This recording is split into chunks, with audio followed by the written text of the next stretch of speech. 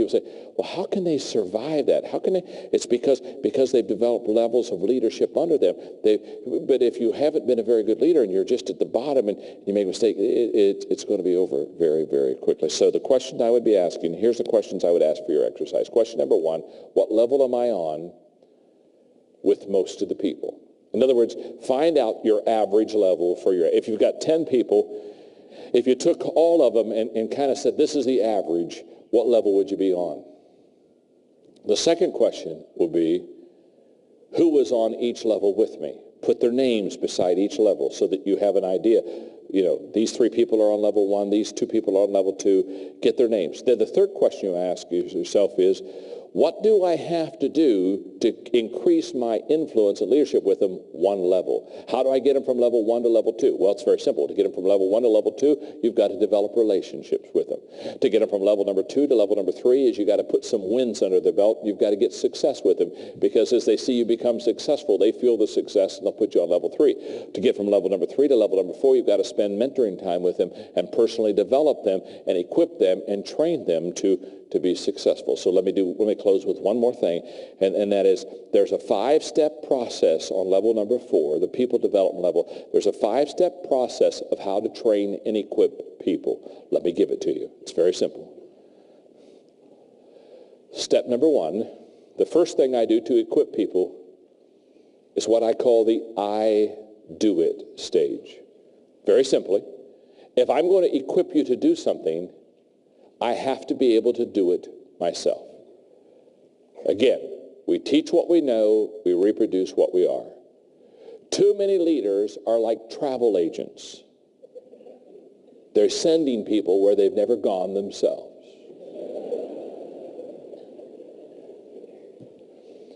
You need to be a tour guide leader.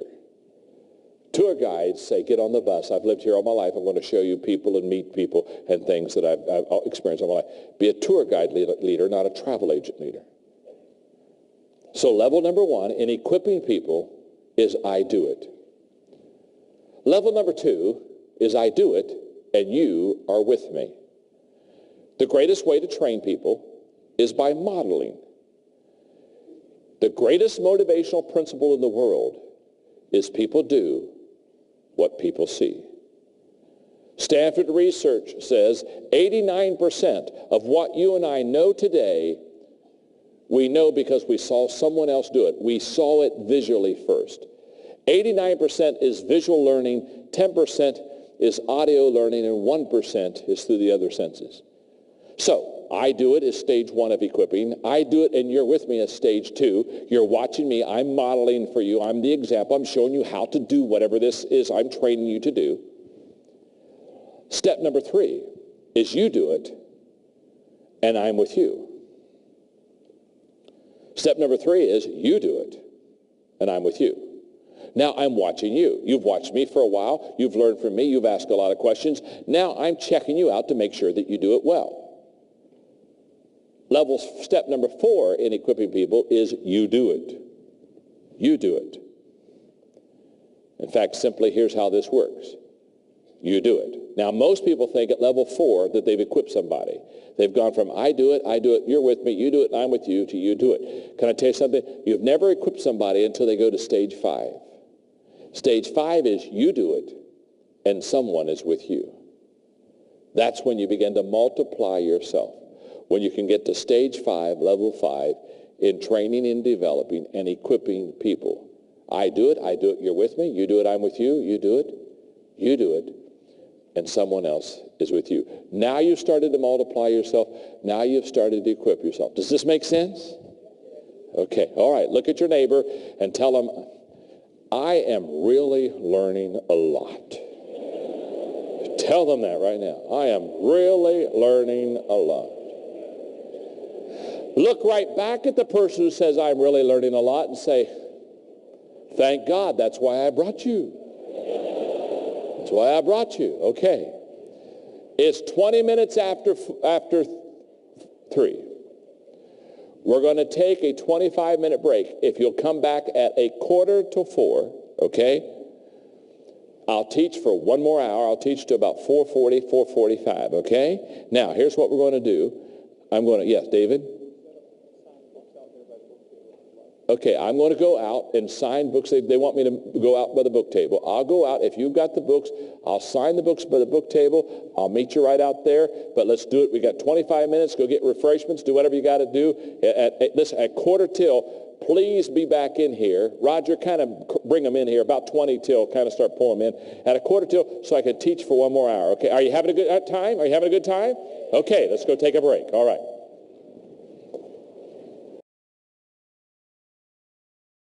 Thanks, man. Thank you very much. Thank you. Thank you very much. How we doing? Have you got one more session left inside of you? Now, let me just say a couple of things here, because there are a whole bunch of people still out there, and they're going to be coming in for the next 5 minutes, I know.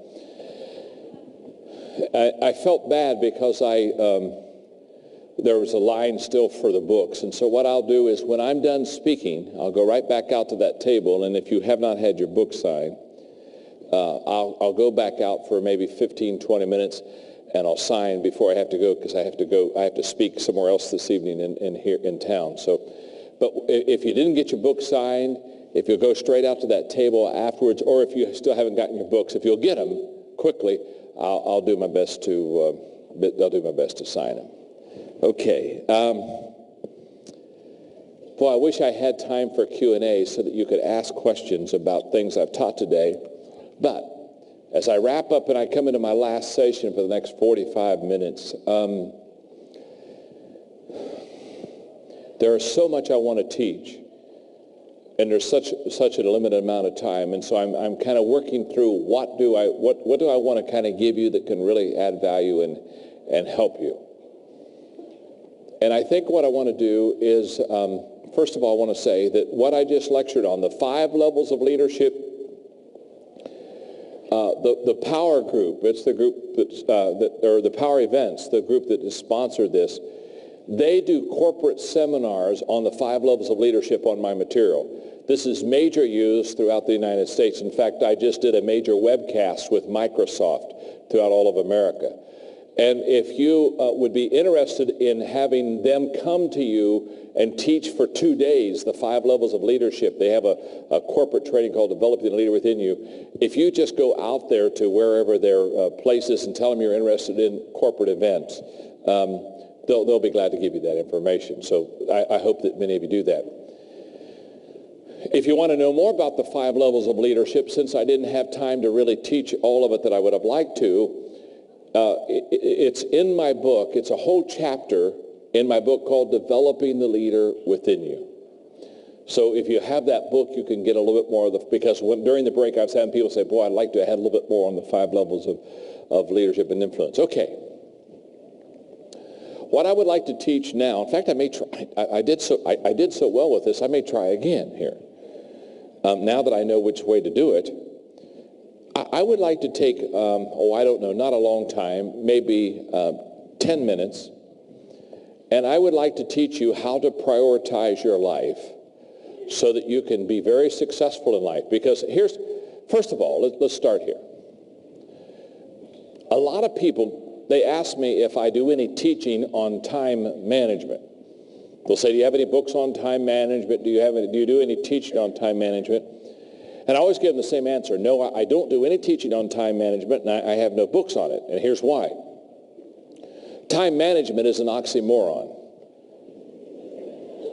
I'm blown away by people who say, well, teach me how to manage my time. First of all, you can't manage your time. It's going to go on whether you like it or not. So I don't teach time management, but when people want to make the best use of their time, I teach priorities. I teach them how to prioritize their life so that they can get the most out of it. I made a statement earlier today that I could tell, I didn't stay there very long, but I could tell it caught your attention. I was talking about my life and talking about that I only do 4 things. And I could tell you were kind of mentally hanging there for a little bit, and you were thinking, first of all, if I can only do 4 things well, the first thing you're thinking is I'm kind of a worthless individual, which I would tell you, yes, I am, and I'm very proud of my worthlessness. In fact, I tell people all the time, I'll say, no, you don't want me. I'm worthless there. No, I'm worth, oh, no. It's amazing how much time you'll free up if you just declare you're worthless. Okay? A lot of people get involved in a lot of things because they have an ego bigger than their IQ. Just back off and say, no, I'm not any good at that. You don't want me. Okay. But I told you that I only did 4 things. And when I was talking about only doing 4 things, I can tell you, okay, 4 things. He only does 4 things. In fact, it was interesting. The other day, my wife Margaret and I were having a conversation about the 4 things that I do. And she was telling me, she said, John, I really think you only are good at 3 of them anymore. So I'm getting less and less. I figured this way. You start with 4, you go to 3, you 2. When I can do nothing, they just bury me, okay?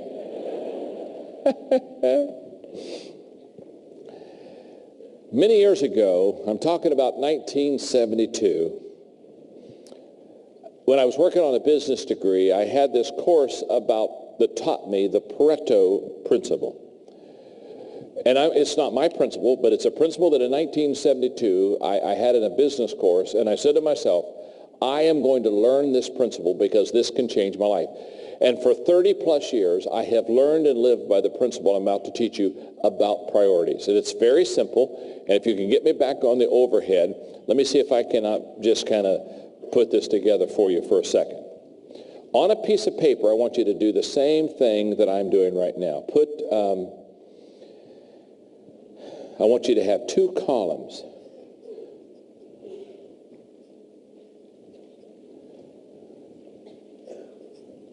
And those 2 columns should have headed up priorities and production. Let's start right there.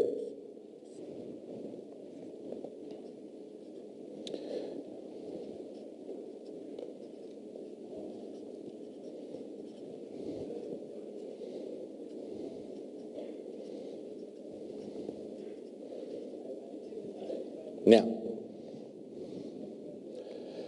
Pareto was the guy that taught what we call the 20-80 principle. Let's look at our priority line first. Pareto would teach you and me that if we have 10 things to do, the first thing we should do is list them according to priorities. Put number 1 as number 1, put number 2 as number 2. The least important of all should be number 10. Now, Pareto says if we prioritize correctly the 10 things that we need to get accomplished, here's what he says. If instead of doing all 10 of those things, we just do the top 2. And on a piece of paper, do exactly like I'm doing. This is a visual teaching.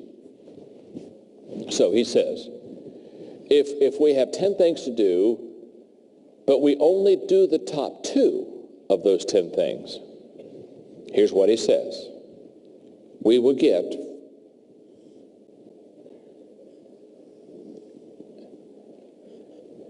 an 80% return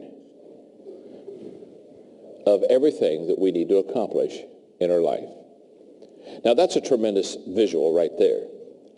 What he's saying to us is if we have 10 things to do, but we only do the top 2, we don't do the bottom 8. We just do number 1 and number 2. That we will receive an 80% return of everything that we need in our life. Now he goes on to say, let's say we ignore the top 2, and instead of doing the top 2, we do the bottom 8. We do numbers 3 through 10. Here's what Pareto says. If we do the bottom 8, we will only get a 20% return of everything that we want to accomplish in our life. Now, when you just look at the visual that you have on your paper, it's pretty amazing. Here's a person who does 2 things, and they get an 80% return. They get a return 4 times what they've done. Here's a person who does 8 things, and they just get a 1/4 of the return. Now, it's from this visual and from this teaching of Pareto that we say in the States, we have an expression, that is, it's not how hard you work, it's how smart you work. Basically, this is a principle that teaches us choose or lose. You either choose your priorities. If you don't, you'll lose your effectiveness. Pareto basically said, it's not doing everything, it's doing the main thing that's going to be the difference in your life. Now, I first learned this principle in 1972. I've taught it thousands of times. I've lived it in my life. And basically the day I did it, I said, okay, John, you're going to very quickly, or as quickly as you possibly can, you're going to find out what you do well, and you're going to stay in your strength zone, and you're not going to do things you don't do well. So from 1972 to about 1982, it took me about 10 years to figure out what I did well. I only do 4 things well. So I only do 4 things. You see, the question is not, will your calendar be full? I'm going to assume all of our calendars are full. We're all busy. Is that true? How many of you are busy? Okay. The question is not, will our calendar be full? The question is, who will fill our calendar? Because the person that fills the calendar is the one who determines the priorities.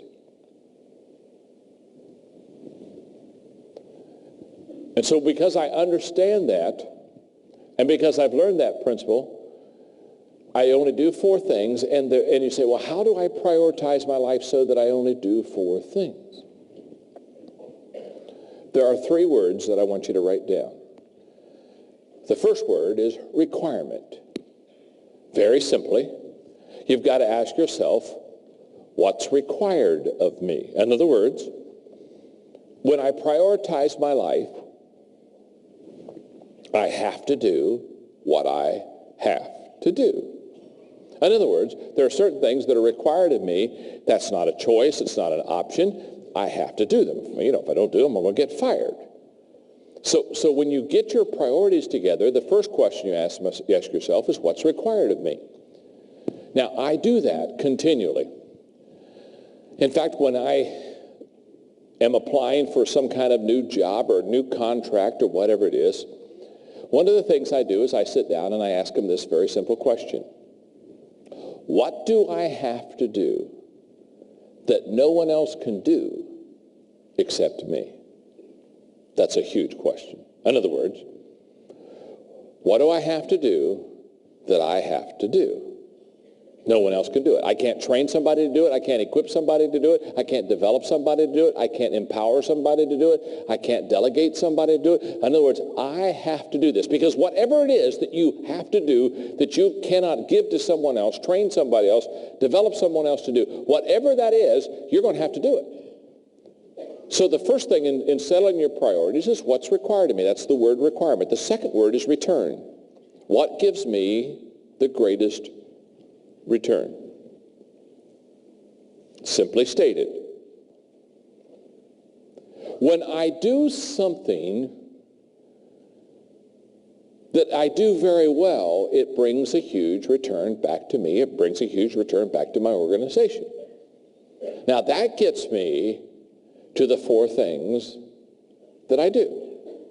Because after 10 years, from 72 to 82, after asking myself, asking people, searching, looking at what I was doing, I came to the conclusion within 10 years that there are 4 things that I should spend my life doing, and I should not spend my life doing anything else but these 4 things. Now, I'm going to give you the 4 things, but they only help you in light of helping you know how to do this. They don't help you in light of the fact these are not going to be your 4 things. In fact, for you, it may be 3 things. It could be 5 things. I don't know. But these 4 things I have looked at, and these are the ones that really, that I'm good at. So my 4 are, I lead, I create, I communicate, and I network. Those are the 4 things I do. I'm a very good leader, so I lead. I'm very creative. That's why I'm always writing. I'm just a creative thinker. There's nothing I love more than being by myself with a legal pad and a pen, just thinking thoughts and creating. So I'm good at creating. I'm good at communicating. So I do a lot of communicating. That's this whole day is set aside basically for me to communicate. And I enjoy meeting friends and networking and trying to put together partnerships. Now, those are the 4 things I do well. I lead, create, communicate, and network. Now, what that means is those are the 4 things that I do.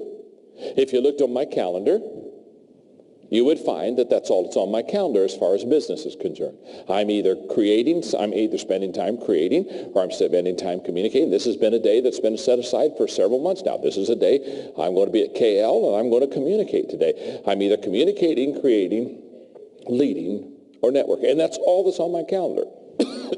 I do nothing else. I'm going to come back to that in just a moment. But let me go back to the 3 R's, because I've only given you 2. And the melancholies are starting to get nervous. They're saying, you know, there's another one in there. I know there is. Where's the R word? The R. The first word is requirement, what's required of me. The second word is return, what gives me the highest return. The third R is reward. What is rewarding to me? Because one of the things I've discovered about prioritizing my life correctly is this. If I don't enjoy doing it, I'll stop doing it. Sooner or later, I'll find a way not to do it. Now, what you want to do is you want to get everything lined up so what is required of you and what gives you the greatest return also gives you the greatest reward. Can I tell you how good you can get at this? When what is required of you, what gives you the highest return, and what gives you the greatest reward are the same things, you will be highly successful in life. I guarantee it. Now, let's go down to prioritizing our life, and let's go to a teaching that I think is very important. What I'm about to say is a paradigm shift for you. And your tendency is when I say it, it will be to emotionally disagree. And I just want you to know that's okay. You can do that. You have a right to be wrong. Okay. I'm kidding you. My name's John. I'm your friend. What I'm about to say, though, goes against everything, basically, that we've ever been taught. And the reason I know that is in the States, this is major. What I'm about to teach you for the next 10 minutes has more impact upon probably a mass group of people than anything that I've ever taught. So hang with me, fasten your seatbelts, and listen to me very carefully. Because the statement I'm about to say to you is a little bit different than what you're used to hearing. Let me qualify it. I'm talking now about your skills. Only your skills. Okay? Here's the statement. From this moment on, stop working on your weaknesses. From this moment on, stop working on your weaknesses. Now you say, oh my goodness, John, I'm not even sure I can write that down. What do you mean, stop working on my weaknesses? What I mean is, stop working on your weaknesses. And you say, why should I stop working on my weaknesses? You should stop working on your weaknesses because you are weak in your weaknesses. You're not any good in this area. Now, that's against everything we've been